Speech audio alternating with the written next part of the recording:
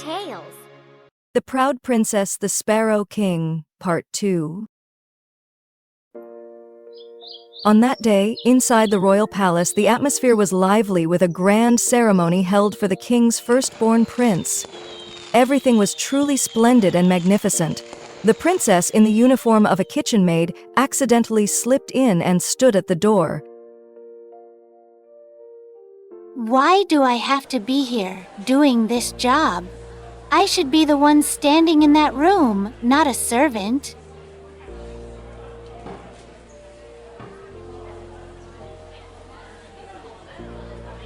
The princess stood outside, feeling her sorrow well up as she watched the guests enjoying the party around her, including the prince, who walked in, his dazzling appearance standing out among the crowd. It was hard not to notice the stark contrast between her and those attending the feast. Another guest must hurry. The princess watched as the servants brought in delicious dishes, delicacies of all kinds. Although she was just a kitchen maid, her eyes couldn't help but wander to the amazing food. After a while, she sat down, lowering her head while collecting the food scraps the servants secretly threw her way. Nobody knows my fate as I stand before this feast. I could be eating those wonderful dishes, but instead, I have to secretly eat these leftovers.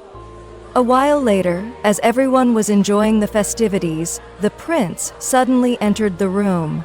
Dressed in a silk cloak and shining gold, his appearance radiated and no one could take their eyes off him. Hey, young lady, why are you standing here? Would you like to dance? The princess froze for a moment. She couldn't believe her eyes. The prince was being friendly and paying attention to her, a girl who was just working as a maid. Don't you recognize me? He continued to pull her to the center of the room, completely ignoring her discomfort.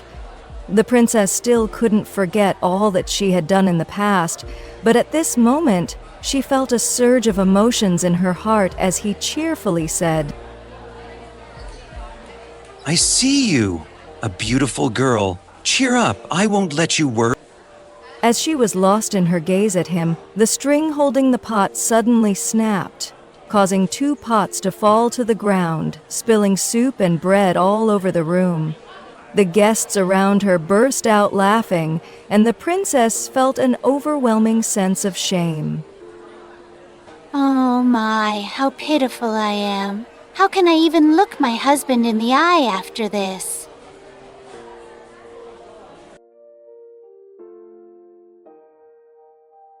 At home, the princess told her husband about the incident in the palace, but no one laughed at her. In fact, the minstrel knew everything. He continued to live through hardship by her side. Who has ever done such a thing, selling pottery and sitting right in the middle of the market crying like that? The princess was surprised when her husband offered a solution. He had gone to the royal palace to ask if the kitchen needed help, and they had promised to take her in. I see you haven't done anything from start to finish. Now we will work hard to create a new life. Now the princess had become a kitchen maid, and life was no longer as splendid as before. But she realized that only through hard work could she change her life. Even if it hurts, I have to endure. I have created my own fate. She gradually became accustomed to the kitchen work. Though painful, she realized something important. Her previous arrogance had prevented her from seeing the true value of life. The bitter lessons and constant effort had helped her change. Don't be sad anymore, the bitter days are over. Now let's get married. These words were like a promise, opening up a new future for the princess. The wedding would be held soon. But there was a truth she didn't know. All that had happened, the trials and hardships, would lead her to an unexpected ending. What will happen on her big day? Stay tuned for the next episode.